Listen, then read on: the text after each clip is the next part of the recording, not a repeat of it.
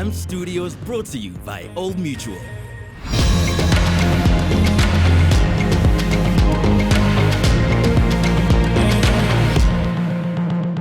Hello everybody, and a warm welcome to Nasty C's Zulu Man with Some Power podcast series, brought to you by AMP Studios by Old Mutual. Right now, I am coming at you guys from AMP Studios in Newtown, which is an incredible world-class facility that was put together by the good people at Old Mutual. As you can see, they've got a dope stage behind me with incredible lighting and a full PA system. There's a recording studio, a boardroom, and so many other facilities that you guys can use if you want to take your career to the next level. For more information, make sure you check out this website that is strapped below. Since the very beginning of his career, Nasty C has been a big thinker. He's always tried to do things differently, and that's probably why he's advanced to the international level where he is today. So to celebrate the release of his third album, Zulu Man with Some Power, he has called upon some industry professionals to break down what really happens behind the scenes in the music industry. So whether you're an artist, whether you're a content creator, whether you're an aspiring music manager, there's so much cool information in this series that you definitely want to check out. All right, guys, in this week's episode, Sizwe Dhlomo, who is an incredible TV star and businessman, sits down one-on-one with Nasty C to discuss how he deals with his life in the hip-hop business. They talk about how he's diversifying his portfolio to become a billionaire in dollars, retire by 35, and they also break down how he deals with things like writer's block and egos in the music industry. The time is now. Let's go. Just for the ones in the back, I'ma just say it louder. I'ma go ahead and say it louder. I'm a Zulu man with some power, yeah. Zulu man with some power. Zulu man with some power. Zulu man with some power. Zulu man with some power. Hey, what's going on, everybody? Caesar Leo de Janeiro here. Only when I'm dealing with hip-hop matters I go by that name. But on a serious note, Caesar Dhlomo. And today we decided to chill with Nasty C. The guys gave me an invitation.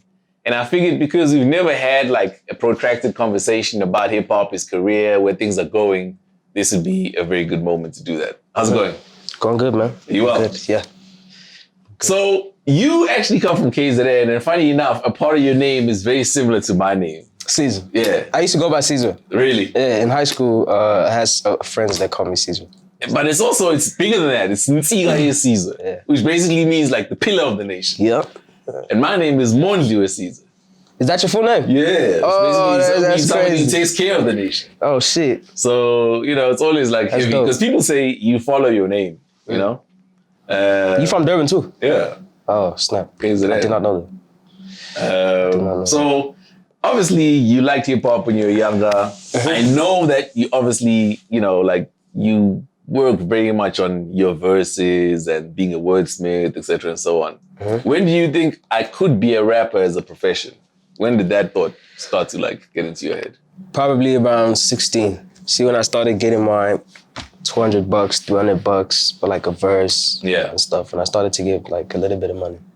So I remember that. In fact, you don't know this, but I'm always keeping an eye on up and coming dudes, and I hear things and I speak to people. So you guys were in touch with a colleague of mine at the time, Mel. Yeah. And you used to hit her up for advice. She'd be like, yo, move this That's way, my sister. move that way. You know my what big I mean? sister. Yeah. And so she used to speak about this guy from KZN. She's like, yo, I really think he's got a future. And then obviously the singles started coming. And then already at that time, you'd calculated a fan base. How was that done? Was that just through social media? How do you get to that point? Mostly social media, and then also we had our own little strategy. We used to do a lot of high schools, show up at a lot of places where we knew people my age would be at. Yeah. Yeah. So that's how I got that, and then obviously I've always been a social media person. So BBM.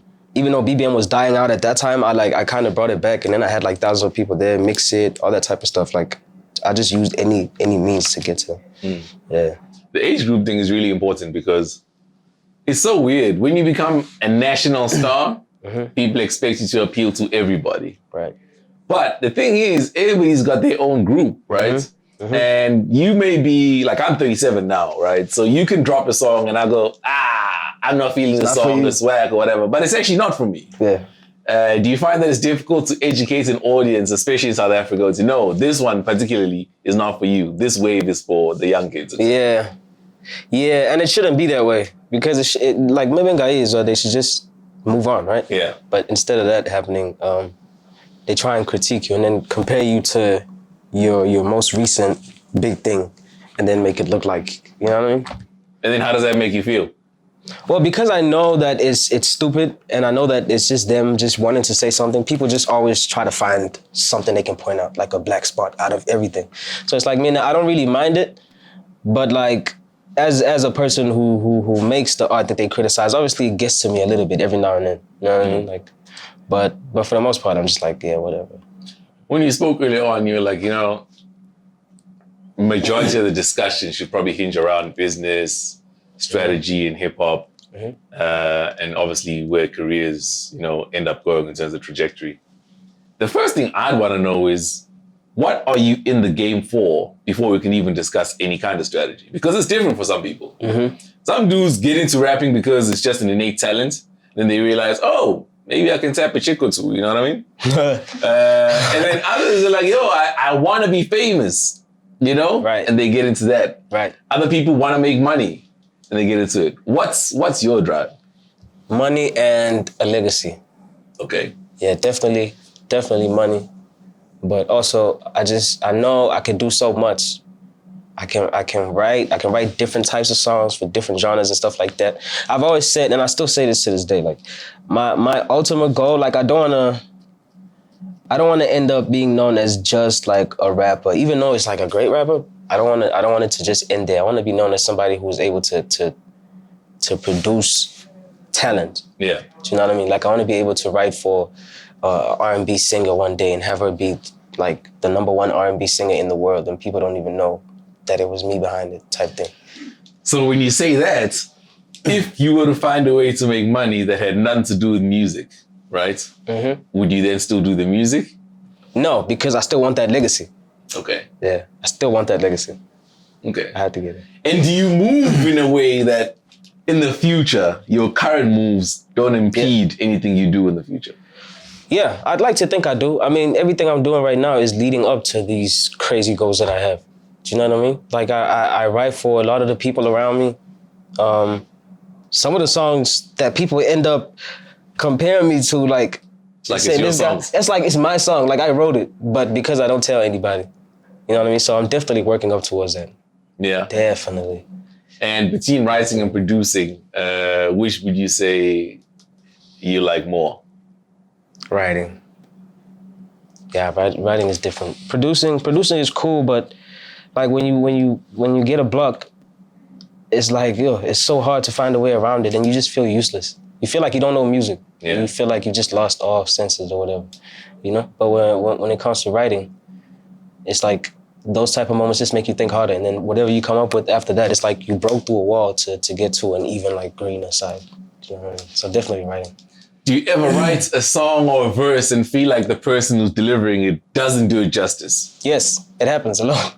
And then what do you do? Because you can't take it back. You don't go, yo, give me my verse. No, what I do is because, okay, let me create a scenario. Let's say I wrote the song specifically for that person, right? Yeah. So when I wrote it, I had them in mind, Vel, and they don't deliver it how I thought they would. What I do is I just ask them to get comfortable, get drunk or whatever, and then say it how you would say it if it was your song, because that's the thing that kind of fucks people up a little bit, I guess. It's like, we as would say, "Ay palango, yeah, nah." It's not his vision or whatever, do you know what I mean? So it's like, it's a little tricky. You have to find a way to finesse right through that. So just get them comfortable and just get them to say it however they would say it, and then bising hamba ne flow up, and then just like, okay, cool. I'll let you do it your way, your style, your accent, whatever. But at least like these crucial words, like maybe in the hook, like you have to say this one my way, because you know what I mean? And you approach them or do they approach you? Because that makes a difference. If somebody approached you, I suppose it'd be a lot more open to taking feedback from you and direction, right? Mm-hmm. But if you're the one that came to them, then they may feel like, yo, what do I need this for? I'm popping already. Nah, I usually go to them. I go to them. And how do they take it? I hope they don't take any offense from it, because it's not like I'm saying, yo, your music is cool, but you can do better. That's not what I'm saying. I'm saying, yo, I can hear you on this shit and it'd be so dope if I had an idea, like, do you like this? And also I let them change, like, some of the stuff. Yeah. Yeah, I let you change, I let you alter it. We work on it together type shit. And I'll tell you why I'm asking all these questions, because if you look at the landscape, especially in South Africa, right? And I suppose we can speak Pan-African as well. In hip hop, it's largely ego-driven. Definitely. And at the points where those egos clash and collide, somebody that you regarded as a friend can end up being an enemy. I need to give you examples. I mean, you're going through some shit right now. It's like, yo, it started off where you gave somebody a song, they didn't use the song, you took the song, released it yourself, the song popped. It's just, then how it gets communicated, especially when it gets to a public space, becomes a big thing, right? And then I remember, for example, you did a joint with NT back when Kantari used to be a thing, right? You guys decided you're going to go back, you recorded some evening, and that song actually popped, right? But inevitably, people then start comparing the two verses, the choruses, who came off which way, what way. How do you manage that? Because on your side, you may be cool with it, but somebody's ego may not be able to take it if it turns out that they feel that they've been outshone. I don't know, man. Like, I got over that whole who killed who on the song thing a long time ago. When I was still rapping to prove that I can rap. When it was just about that. Now I look at my approach, like to music, is very different now. So I don't mind you saying so-and-so killed me on the song or whatever. I don't. And I'm glad you bring that up because as a rapper, especially when you're starting out, you've got to first prove you can rap. It's hard to take it then. It's hard to take it then because you're like, how did this person kill me when I said this and this and that? You guys are just dumb. You guys just didn't get this. Like, you know what I mean? When that's all you're focused on. But right now, I'm telling you, my shit is about the feeling. Like if it makes you feel the way I want you to feel when you hear it, done. I don't care who killed who on the song, whatever. It's the same song. And so what do you make the music for now? The feeling. Like, it has to service you somehow. Like when you listen to it, you have to feel what I was feeling when I made it or when I wrote it. You know what I mean? And it has to aid you one way or another. Like if you're in a bad mood and it's a happy song, it should make you feel happy. If I fail to do that, then I didn't do my job right. That's how I'm looking at it. And who do you have just overseeing the creative process? Because, so there's like 8 forms of intelligence, right? And we can speak through all of them. So, you know, some people are more musically inclined. They know music. But even then, other people are just, the intelligence is more based on words. Other people, mathematically intelligent. Other people, like they've got interpersonal skills. Then there's intrapersonal skills where you've got to know yourself and what makes you tick. And then, you know, there's just so much emotional intelligence. So when you are going out there and making music, who oversees that? Because in South Africa... Oversee how? Like, what you mean? There's always got to be something that oversees it, right? So let me give you an example. If I were to categorize you guys, I'll just use people. I'll say your intelligence, for example, leans more towards words, right? Okay, yeah. And then somebody like Keenan, his intelligence leans more towards music, right? And then somebody like Casper, his intelligence leans more towards like a body intelligence, right? So somebody who knows how to move their body. There's some people who can watch a dance move once and emulate get it, right? Yeah. But in order to make music, you need somebody who has all of those 3 things and they all come together. And also, I'd argue you probably need emotional intelligence as well because I need somebody who's going to survey the landscape and be like, this moment in time in history calls for this kind of song. So when Biggie was making his album, he needed a Diddy because Diddy was like, yeah, you can rap, but this is not a cypher. Okay. Right? And how you rap in a cypher compared to how you rap on a song, compared to how you rap on an album. It's different. Require, 3 different disciplines. Yeah. So who's that person for you that guides you to go, Junior, dude, you could always rap. That was never a question. Nah, I don't have that. What I have is and this is just my normal team, actually. It's not a team that's just like assigned to do this one specific thing.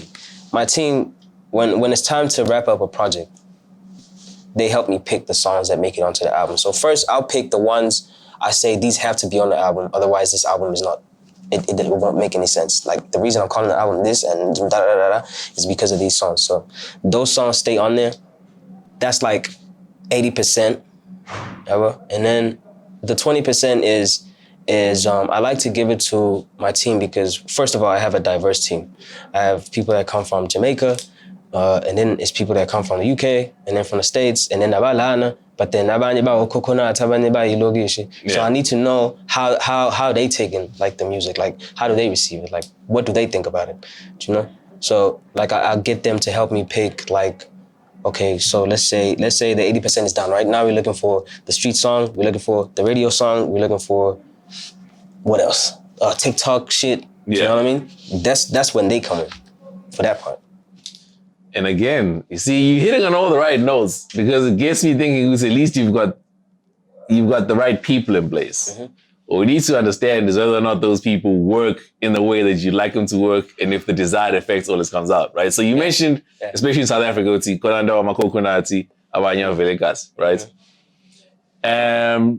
The thing I like to speak of is like it's based on science and gut feel.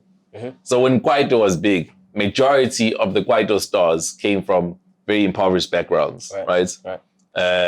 I joke and I say there must be something in the water, Ezola. Because the biggest stars, you know what I mean, came from there, you know? Yeah.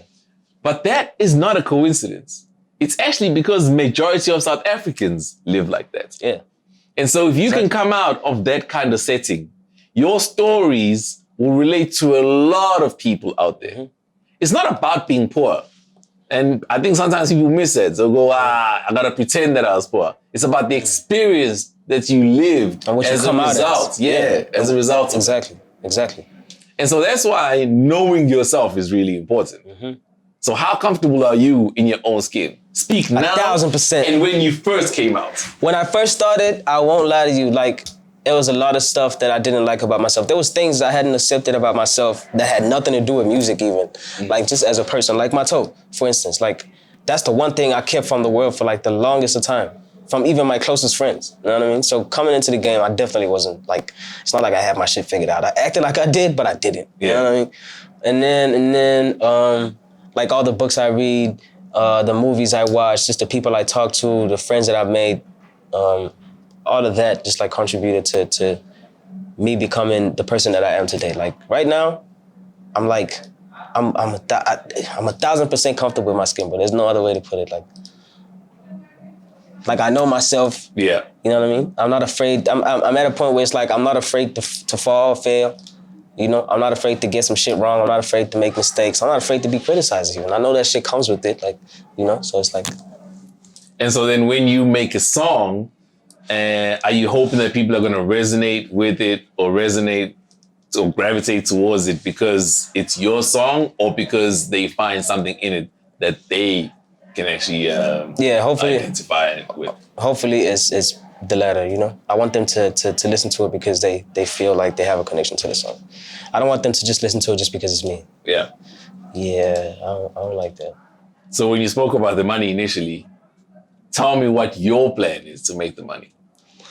So when you sit back, it's a lot of things. Yo, I'm gonna get this paper. It's a lot of things. Well, first of all, how you gonna get it? I'm gonna milk the shit out of this career. Yeah. One, and then with all the other inventions that I have going on the side, hopefully, just one of them catches. You know, I have a bunch of these ideas. Some of them I have prototypes even. More especially with the digital stuff, because then it's like I just have to create the website or the app and then just learn a little bit of code to do whatever it is that I see. So hopefully, like if one or two of them catch on, it's a wrap. It's like I might have like a TikTok in my hand, you know, or like an Instagram or some shit. Not per se, not like social media or whatever, but I might have like a gem, something like that. Some people don't really think they need, but once they see it and they're exposed to it, it's like then you can never get off it. How long are you hoping to rap for? Not that long, bro. I'm not rapping in my 40s. Not even 36. I think 35 I draw the line. Yeah, 35 I draw the line. I'm out. What if it's too hot at 35? I don't care. I go out like a legend. You never get to say I fell off. Would you be able to stop though? I will. I write. Dog, you don't know how many people I write for. Like that's what I'll do. I'll just put it out. I know you always recording music. Mm-hmm. So I'll just put it out through those people. You know what I mean? Give them the songs. Songs like that. Okay, and then what does life look like after 35? I cannot tell you, but I have it figured out already. I'm going to this place that I love, it's like so left. Nobody would actually just move there or even retire there or think of retiring there, but that's exactly what I'm gonna retire. I even started looking at like houses there and stuff. Like, you know, just to plan out my life. It's just gonna be me, my girl. If I have kids at the time, me and my kids, just be out there. Come back every now and then just to check my friends, my family. And they also want to move to the same place too, so it's not like most of them won't be around and shit. But people have a figure in mind, always. I speak to some of my friends. When you start out, the figure is usually a lot less than what it ends up being when you get older. Mm-hmm. What's that figure for you where you're like, okay, once I make this amount of money, I'm good? Billion. I'm open about it. It's $1 billion. Rand or dollars? I haven't decided yet because I wanna say dollars. I wanna say dollars so that, and God forbid, if it doesn't end up happening, because I put Angibegelu 35. Like everything stops at 35 for me. At 35, I drop all this shit and I start focusing on something else. So if I'm not a billionaire at 35, hopefully I'm in the hundreds. Yeah. In dollars, so that it's $1 billion here. Hopefully. Okay. Now, let's speak realistically here, right? Currently, because obviously you've had like somewhat of a career now. Yeah. How would you characterize a career thus far? Like, what you mean? Like, if you had to give yourself a scorecard, have things gone according to your plan? I know you've suffered some setbacks. Yeah. Have you been blindsided by things you're like, damn, I didn't see this coming? Yeah, thinking about what I had in mind, I'd say like a 7.5. Yeah, like a 7.5 out of 10, 7.5. And is that because you were able to adapt, or do you feel like you could have done better if things had happened in the past? That's because I feel like I could have done better. There's a lot of people I could have ducked, but my problem is I came in thinking shit was sweet. I came in thinking it's all kumbaya and we're all gonna be an artist and like a group or whatever. You're gonna be tight, you know? I thought it was gonna be like that. I thought there was good energy in the game, and then it wasn't, you know? So that makes up for like that 2.5 that's missing. A lot of the mistakes and shit that I go through, I didn't really have to go through it, dog. I realized like if I just avoided those people, I didn't even need those people. It was just like being that type of person that is like I help people out all the time. You know what I mean? So helping someone else, like, yeah, you can join the crew, dog. You can be this, or you can just do this, or whatever, and we'll figure out, like, if you have a role, then I can, anywhere I travel, I can say, you're my this, and then we're traveling. You know what I mean? That's what I was doing. Like, I was trying to, like, build, like, a strong camp, you know? And then it just didn't happen that way. People always have their own interests and their own visions and shit. Do you feel like being from KZN helped you or jeopardized you? It helped me. I'm not like a lot of Josie cats. Like a lot of Josie cats are weird. It's like the energy is very weird. The mentality is very different, very hype driven and shit like that.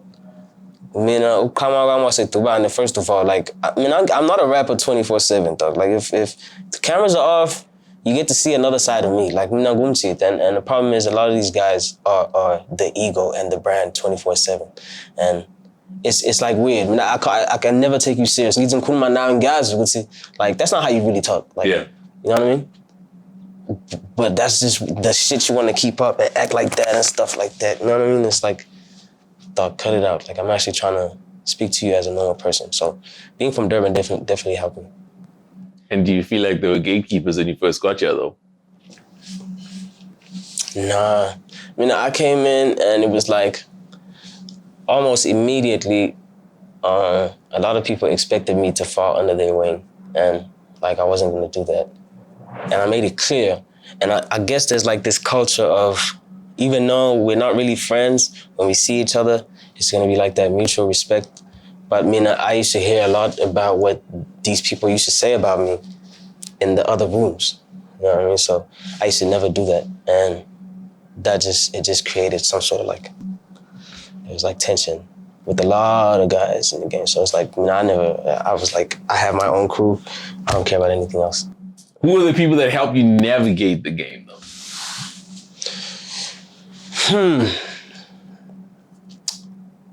the people that gave me advice that was actually solid and it wasn't about them playing the big bro role.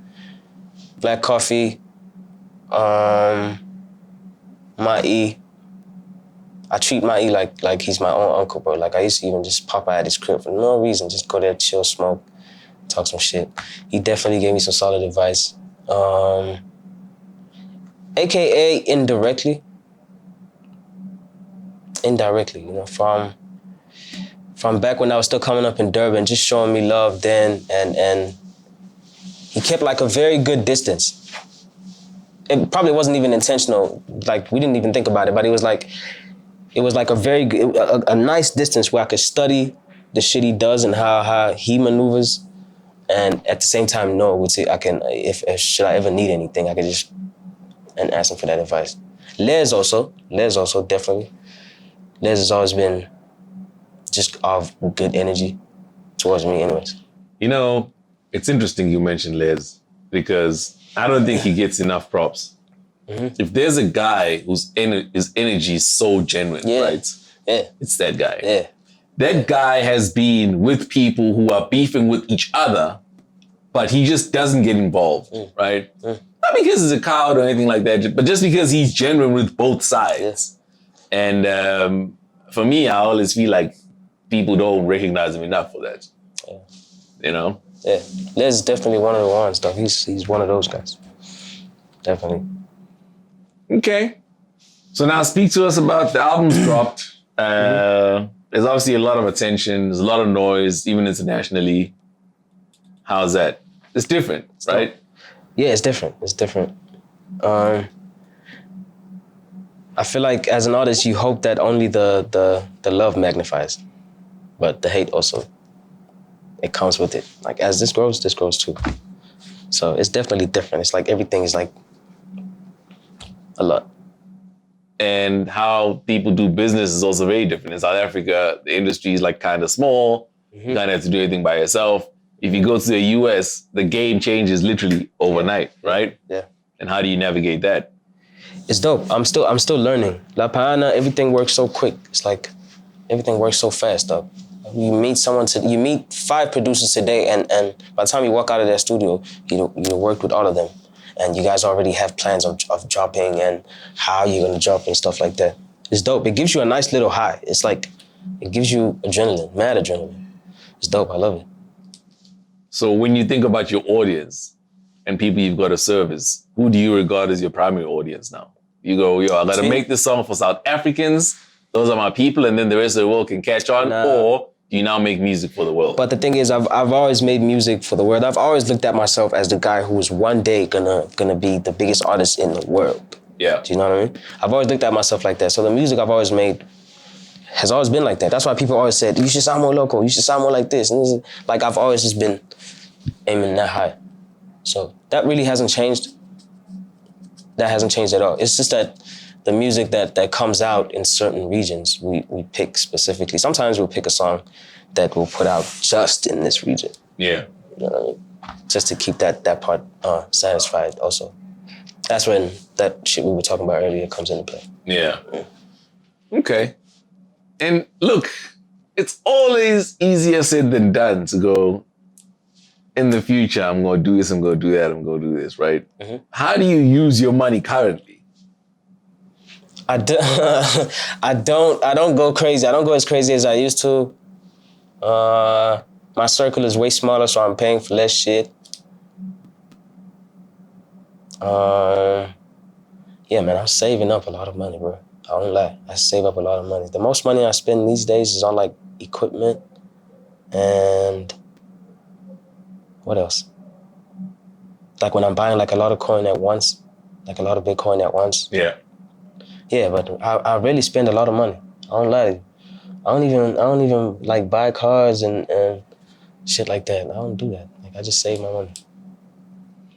Yeah. Look, obviously you can't get into too much detail because there's just certain things you don't want to say, especially not on camera. Yeah.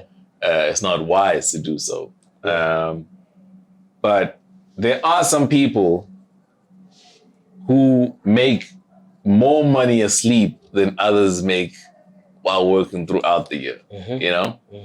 And I find, especially in life, because life is certainly bigger than hip hop and certainly bigger than music, the more you converse with those people, the more you end up being in spaces where you're like, man, I didn't realize I could make this kind of paper from this thing, you know?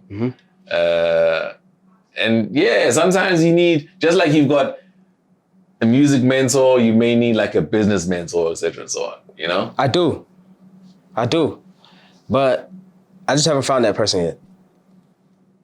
Who's the person that you look up to though when it comes to business? That's the thing. I don't. Like, obviously, like when you say Jay-Z and those guys, and obviously people even outside of like hip hop and stuff, like we watch, especially outside of hip hop. And I'll tell you why. For me, I think it's important to have a business outside of everything that you do, right? Let's say for some reason people wake up tomorrow and they go, man, we done with Junior for whatever reason, right? You never want that to affect whatever it is that you're doing. That that brings paper. It will never. It won't. That's the thing. That's where I'm at. It's like all the other shit that I'm doing, I know it has so much potential. Some of it has started and like it's doing good. It's just that I haven't gone full force in it because it's like I'm like testing the waters type shit. So I have a lot of that going on the side. And also, I know that if that happened, that would be such a blessing because it would take me out of the public eye. That allows me to go fail as many times as I have to with the other shit. Like, I'm not worried about that at all.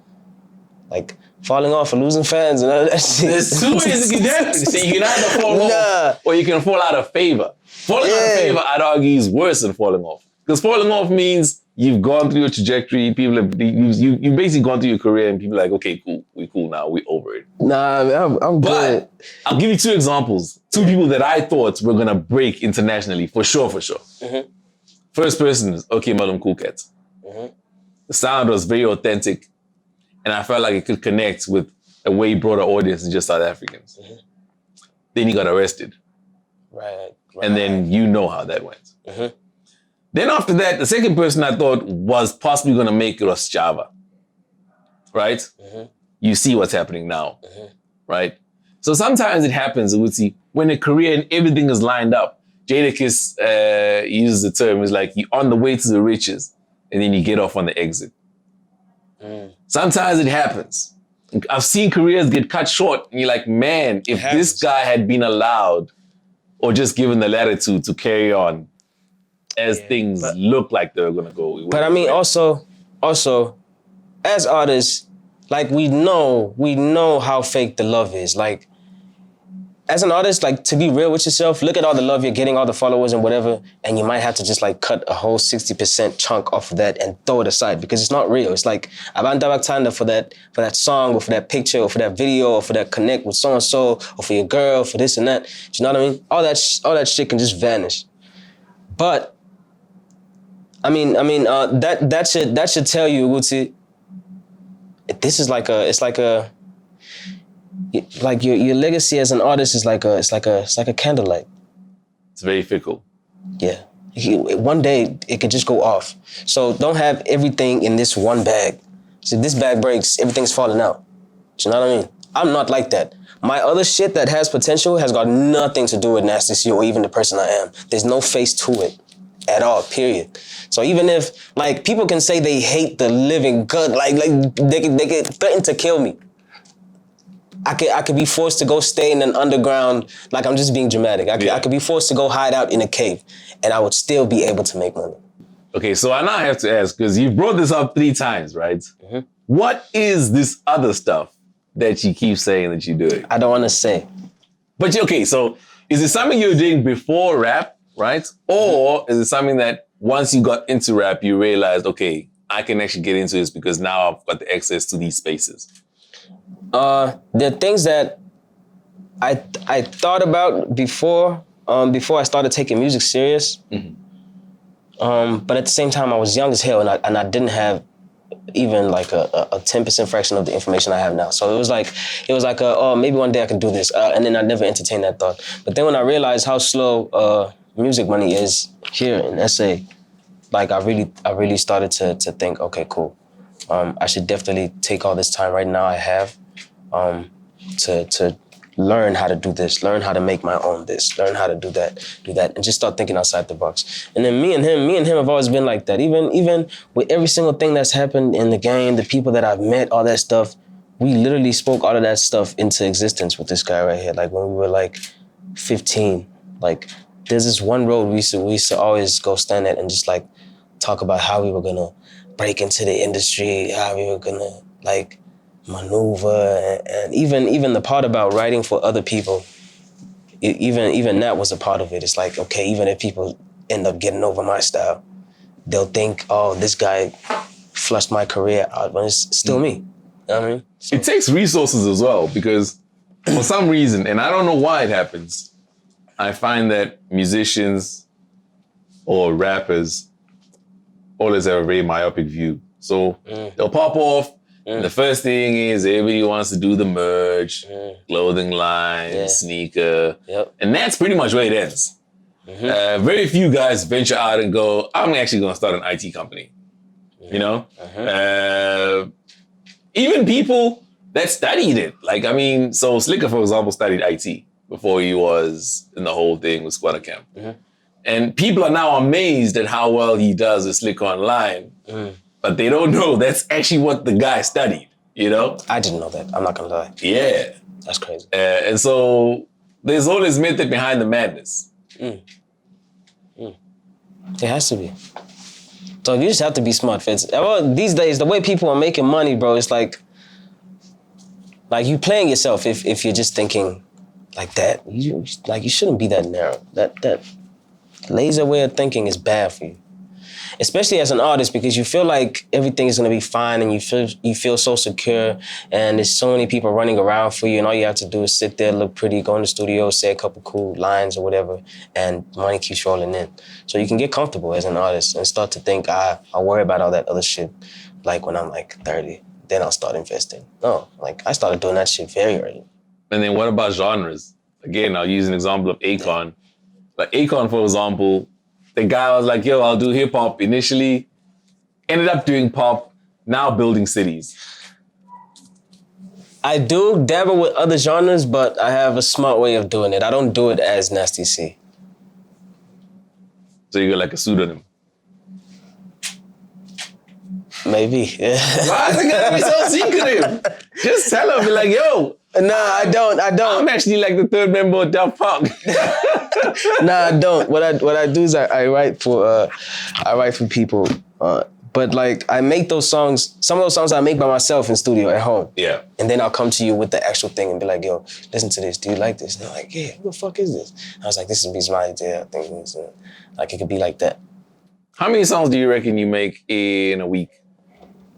These days, not a lot. Like as of recently, I've been bombarded with just like Zoom calls and this and that, so not a lot recently. Probably like 1 or 2 songs a week. Yeah. Was this during COVID, during lockdown, or? During lockdown, before the album came out. album shit. Yeah. Yeah, probably 2 or 3 songs. Sometimes, like if it's a good week, you'll come out with 5. Sometimes. And the thing with people that make that many songs is, one, a lot of them end up getting shelved, right? So like Pac was one of those guys who used to record, like every time he had downtime, he'd go to the studio and just like record. Wayne at some point was that too. I don't know if he still does, right? But majority of the stuff never comes out. And if you speak to those guys, they say they even forget what they recorded in the past because it's such a large volume of work, right? So if you're doing like 5 songs literally in a week and it's 52 weeks, you're doing like 250 songs in a year. You've been in the game for like 5 years. It's quite a lot. It's like 1,250 songs, right? You're only going to put out, if you're lucky, maybe 5% of that. What do you do with the rest? And do you ever go back and go, man, I forgot I recorded this? Yeah, that happens. That happens a lot. So what you do is, this is my thing. I don't like to make all my music like one-dimensional and about me the whole time. Yeah. So even if Nasty C ends today, my music won't go to trash because it's different. So I can, again, give it to the artist, and that type of stuff. There's a lot of, I just don't want to say it, but there's a lot of like, yeah, but even that, it requires so much introspection, right? So in order for you to be able to write from somebody else's point of view and perspective, you've got to be able to sit back and observe the world from their perspective. When do you get time to do that? Because that's what I'm trying to get at. I don't do it like that though. I don't like study umuntu just to go, okay, cool. Next time I want to write about this. Yeah, but you got to study the world like but I'm that type of guy anyways. I read stupid stuff. I watch a lot of like series that people wouldn't, even my friends don't even watch those series. They think the series are corny. But they give me like a different like outlook on just like life itself and the different types of people. You know what I mean? Like it's all that type of stuff. It's all this information that you just absorb just by watching, you know what I mean, consuming and all that type of stuff. That's how I get it. It's not like I think about it that deeply. I don't go study somebody just to, no, I don't do that. And then Iskele, what about it? Just what is your relationship with school like when you're younger? What's your relationship with knowledge like now? Now, I make the initiative. So I get up and I go look for a book, or I get up and look for, even if it's just an audiobook or something like that. Yeah. Yeah. In school, I didn't like reading at all. I hated reading. I hated books. I hated novels. How is that though when you're a writer, right? Because again, so I remember, like I once interviewed Nas and he was speaking about school and why he quit, and he said, "School quit me," right? And Nas is one of those. That's so Nas. You know what I mean? And like, and he's one of those that people think, you know, he's like one of the greatest. He's definitely like in a few people's top fives. But I personally feel like had Nas completed school, he'd be an even better rapper than he is now, right? I disagree. Why do you disagree? I feel like already the knowledge that he has, and just like his pen being that strong and that bold, it's like a disadvantage going on again. If you think about it, music is going back to just being like very simple now, and Nas is just dropping gems on gems on gems. People don't listen to gems all the time. Yeah, but who's to say that you can be educated and still be ignorant? If you want. It gets in the way. It doesn't feel. It feels off. I'm telling you, sometimes when I make songs, like I'll make a dumb song knowing I'm getting daily minutes, it's gonna end up being somebody else's. But the fact that I'm doing it, I'm just like, yo, it just doesn't feel right. That's not true. You're not that type of artist or whatever. And you don't wanna end up thinking of yourself as somebody who's dumbing down their whole shit just to fit in or just to, you know what I mean? But that's life though, guys. Life requires that you adapt to every circumstance. I guess so. Here's the thing, right? Yeah. You speak about dumbing down. It's not necessarily dumbing down, but let's call it code switching. Yeah. Okay, yeah. There's certain times for an intellectual conversation. There's other times for and just crack jokes. Stupid shit. Yeah. Right? Yeah. Even though you know better. Yeah. So why can't music be like that? And that's another thing for me. Why do people always have to hold you to the highest standard all the time? But listen, it's a brand. Like when Biggie made Player Hater. It's a brand, right? It's not like the songs you make are shit. They're not guaranteed to be shit. It's just that from the people that you've collected on your way, being this person that raps about this and that's smart as fuck, even like on wax.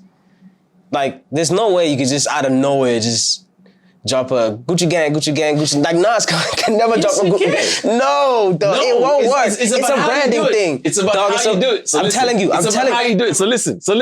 Let me tell you. Bro. Let me tell you why, right? This is how. If you have cultivated your fan base and people trust you and they know it's okay, if you go in this direction, we're going to roll with you. That takes too long. That takes too long. But just wait. That takes Drake career length, dog. That takes too long. Yeah, but this thing is that long. Okay, yeah, I guess. Doesn't happen overnight, right? And so like when you come around, just like I said, I mean, that Biggie song's like, "You've been robbed." You can hear the guys are messing around. Yeah. But I play that song and I sing along to that shit. Yeah. You see what I mean? Okay. It's like you this. You can tell it's the like guys this. are messing around. Because I got high when platinum, dog, in the US, million copies sold. Not to mention everywhere else in the world. Dog, it's like, and the guy walked into the studio and was high. I wish I could just like, I wish I could draw this for you. Like, do you know what I mean? Well, paint the picture with your words. You can either be the type of artist that ends up having like a cult following. Yeah. Do you know what I mean? That means you have to be a specific way and don't waver too much. Like, do you know what I mean? Like, so you don't lose your people. That's why you have artists who have like a huge marketing team behind them that say, oh yeah, if you're about to get on camera, even if it's for a selfie or a FaceTime call, make sure you wear this cap. Yeah. Or make sure you're in all black. Make sure Ipeka move looks like this and that. Or if you're taking a promo video, even if it's a Triller video for your music, because people know you as a street guy, like hold guns in your shit. Like hold the money. Yeah.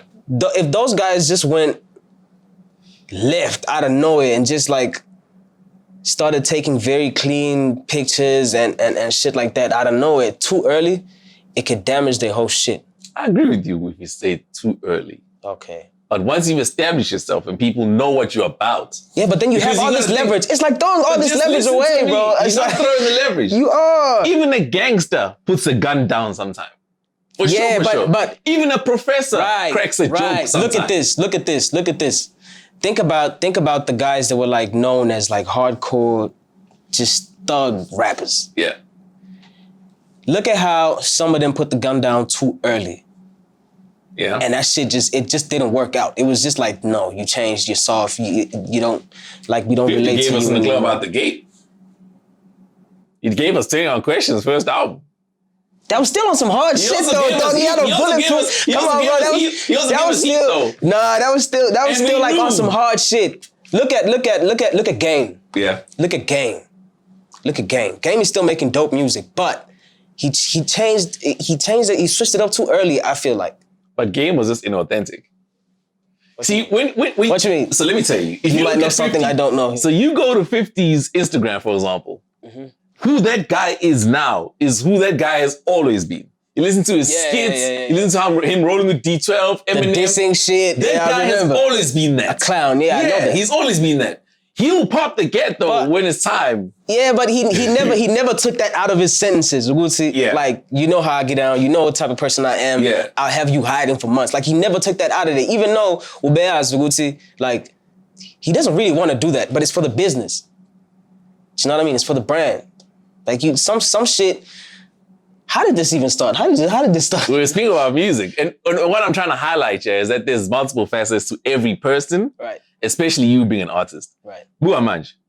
Okay, asikhuluma isiZulu manje. Okay. Right. If I just drop Zulu songs only, manje. You think that would work? Lalela. Nah. I guarantee you right now. Kona nje abuka how. Laba shida bakhuluma isiZulu. Bengazi bavele KZN. Yeah. Bengazi bazokhuluma kanje. Yeah. Yabo into esho? Yeah. Ngoba basazi. Right. Bazi into abayibonayo.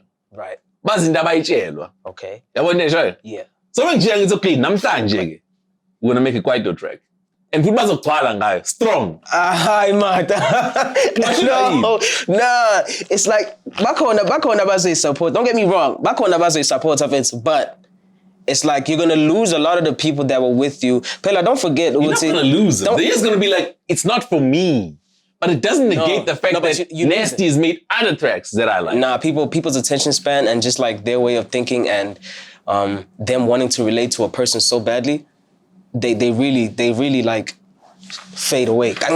Slowly they fade away. Trust me. That's how it happens. Because it's like some of them not only just like you for the obvious thing, which is, let's say, the music or whatever. Some of them like you because they think, yeah, this guy's just like me. He likes light-skinned girls only. He's just like me. I fuck with this guy so much. And then one day they'll see your girlfriend's a dark-skinned girl. And then, even though your music didn't change, it's like, they're not so sure anymore. They're like, every time you're talking about, yeah, I love you so much, they're thinking, he's talking about a dark-skinned girl. I hate dark-skinned girls. Do you know what I mean? And then you lose that person. There's a lot of other factors that go with it. Like, you have to be very careful what you do with your brand. Like, you have to be... Yeah, look, in some ways I agree, but I also feel like people understand just because they see you with the dark-skinned girl today doesn't mean you're not going to be. We wish people were that genuine. They're not like, people are not like that. People are not that certain about what they like and what they don't. But is it only hip hop fans that are like that? Because people other in general. genres, people seem to be very cool with Pink coming out and doing one type of genre like R&B, Yeah, and then switching up. Yeah, I think it's just hip hop. I think it's just hip hop. Because even when you do that, people don't look at it as, oh, you're somebody that's bold enough to go out there and try something new in the public eye. People look at you as your shit's not working, so you're desperate. That's why you're doing that. That's how people look at you when you do that. Do you know what I mean? Hip hop is very ill-minded, like society. Okay. Then to wrap up before we go, right now, how do you then define success of an album? So if you've dropped something and notice like, I think it's whack, does it matter to you? Or do you look at sales and go, I'm happy with it? Or do you just have to appease yourself and be like, great? It depends on what I wanted to do with the album. See, that's another thing. These people want to come and judge. They don't even know what your plan was in the first place. I know what I wanted to do with the album. My album and the whole title and the logo, the aesthetic, everything. The shit I say in the interviews. Saw a plan that ties in with the album. What I'm trying to do is, I'm going global, but at the same time, I'm trying to make sure that as I do that, people know who I am, they know where I come from, they know what I rep, and it's not too hard or too harsh for them to digest. They can still say, okay, cool. His music is actually fucking fire though. Like I understand everything he's saying. Is he really Zulu? Oh shit. Oh yeah, there is this song where he raps in Zulu. I wonder, what's his Steve Beagle? Let me do some more research. And that has done that. It has done that. Do you know what I mean? My album went #1 in the world. I've never had any #1 anything in the world ever in my life. That album did exactly what I wanted it to do, bro. Like, it did exactly what I wanted it to do. For me, it doesn't make sense to even entertain what Udinota has to say. It's like, what have you done? Like, what have you done that outshines my shit because you feel like my shit is trash? Like, show me something. Like, so why does somebody have to have done something that outshines your work in order to critique it? And I'll tell you why. Because some of the best critics, for example, maybe have never written the book. No, but they can definitely give you a review on it. But it's not like he just came at me and said the album is trash and pale. Yeah, I mean, Notes is just an example. I'm not speaking about him specifically. Yeah. I'm talking about now. We're just talking about critics as a whole. You know. Yeah, well, that's different. But in this case, it's because he first of all, he thought he understood what I was trying to do with the album, why it was called Zulu Man with Some Power. He thought it was just going to be Zulu on Zulu on Zulu. Like, do you know what I mean? And he's like, you failed to do that. There's only one song in Zulu and it's just one verse and it's not even educational. The song about Steve Beagle. First of all, who told you the song was about Steve Beagle? The title is Steve Beagle. Yes, the song is not about Steve Beagle. It's not a fucking book. It's not chapters, bro. It's like I title the song whatever I want to title it so that it could catch the attention. You know what I mean? Sometimes for different reasons. Sometimes it's just because that word is very repetitive in the song. You know what I mean? And he's coming with the know-it-all, you couldn't do what you thought you were doing. With this album, you said you were gonna do this. And it's like, but I did. And you don't know what you're talking about. You know what I mean? So if you're gonna act like you have all these points and you're so sure that this was supposed to happen and this person didn't do it, they fell short and this and that, then you're nobody to critique anything because you don't understand the core of it. You don't understand why it was made, how it was made, how long. You don't have the full context. You don't know what you're talking about. You just talking. Who's your favorite rapper right now? Who was your favorite rapper growing up? Favorite rapper right now, Young Thug still. Growing up, before Young Thug was T.I. at first, and then it was Wayne for a very long time.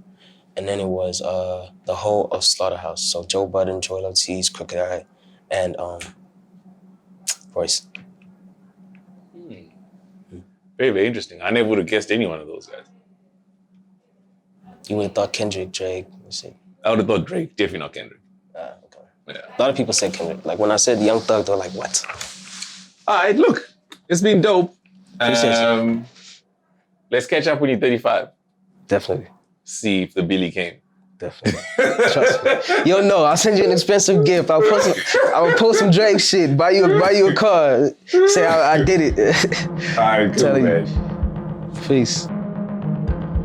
I hope you enjoyed that episode of Zulu Man with Some Power podcast series brought to you by AMP Studios by Old Mutual. If you want to find out more information about the facilities and resources that they offer or revisit some of their masterclasses, the time is now to visit ampstudios.co.za. music has changed. How it makes us feel never will. The time is now to visit ampstudios.co.za.